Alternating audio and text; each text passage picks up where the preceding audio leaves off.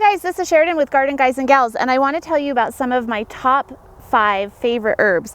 My number 1, of course, is basil. I love basil. It comes in a bunch of different varieties, shapes, colors, flavors. You can get it. This is sweet basil. It has this larger leaf, kind of ruffled leaves. You can get a purple version of this. You can get one that's called purple ruffles that has really rippled edges. This one is one called cinnamon basil. And there's of course Thai basil. You can even get them really tiny in this variety called spicy globe. So they're a great addition to the garden. I love to use them for pesto.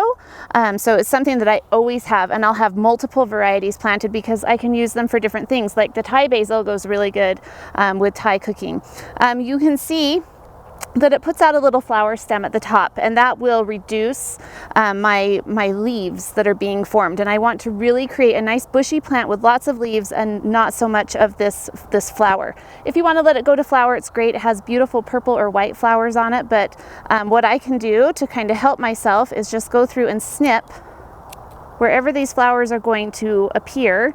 And what will happen is it will force the plant to go outward and get really nice and bushy. But this is absolutely one of my most favorite plants. Just the smell and the aroma, and you can often catch me in my own garden just picking off a leaf and giving it a good little nibble and tasting what it tastes like. So plant some basil in your garden and you won't regret it. Hey guys, this is another one of my favorite herbs to have in my vegetable garden area. This is rosemary, and a lot of people think that rosemary won't overwinter in Utah, but it does. This was planted last spring, a year ago, and you can see it's beautiful, it's growing, it's filling in really nicely. This is a variety called ARP, A-R-P. So it's sold in a lot of our local nurseries. You can see it does have a little bit of winter burn, so what I do is I just come in, cut off some of these little areas that did get a little burned from the winter. This will also promote some nice bushy growth when I do this. But this is one of those plants that I like to walk past and just smell. It's aromatherapy for me in the garden. You can see that it will produce these beautiful little purple flowers, purple blue flowers on the stems, and that's another attractive feature to them. You can actually use them as a landscape plant if you want to, and don't even want to worry about it being an herb. But it's a gorgeous plant to add to your garden, great for cooking. So go out, find that ARP variety, put it in your garden and enjoy it. Hey guys, I want to tell you about another one of my most favorite herbs. This is Italian parsley. So you can usually grow parsley in 2 different forms here in Utah. This nice flat leaf Italian parsley, or you can grow the curled or ruffled parsley. I like the flat leaf just because it has a better flavor and taste to it. It doesn't taste like you're eating a garnish, which some of us may not want to do, but it's a really beautiful plant. Really conducive to cooking and Italian cooking, that type of thing. I throw a lot of it in my spaghetti sauces and things like that at home.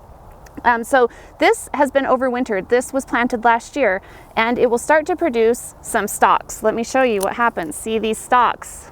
These big fat stalks start to come up from the base, and they'll create flowers. So we do have to cut those back if we want to overwinter them. Here's one here, starting to create a little flower on the top. So I just go through and cut this.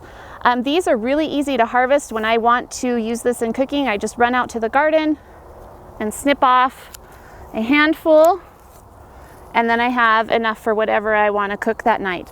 You can plant this annually, then you don't have to deal with the woody stems that come up, or you can use it as a perennial and just come out and clip those stems as they form. If you allow those stems to keep forming and form that flower, it will flower, and you will have parsley everywhere the next year. So you do have to kind of stay on top of it. But a great plant for incorporating into your herb garden and for cooking. So if you have the chance to throw some parsley into your herb garden, I highly recommend that you do it. Hey guys, Sheriden with Garden Guys and Gals here with another great herb selection for your garden. So this is sage. This is what we call common sage. It's the culinary form of sage that we use. There are a lot of sages and other plants in the sage family that we use out in the landscape. And you can also use this as a landscape plant. You can see it's big, it's bushy, it's totally filled in.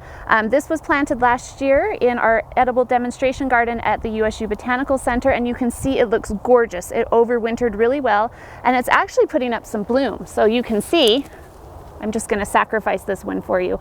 You can see that this has this gorgeous purple flower that will start to sprout up from this mound of greenery that we have here, and we're going to have this gorgeous purple color in the garden. This is really easy to harvest for cooking. I can just come out, grab a couple leaves. You really don't need much in your cooking because this is a really strong type of herb, but you can harvest this, drag it into your house, cook with it. You can actually even dry this. This one dries really, really well, and you can dry it, crumble it, preserve it however you want to. You can put it in oils to preserve it and use it in your cooking year round. So this is one that I highly recommend having in the garden, not just because of its culinary attributes, but because it is absolutely gorgeous. And come and visit the edible demonstration garden when this is in bloom in a few weeks, and you will see how incredible this plant is.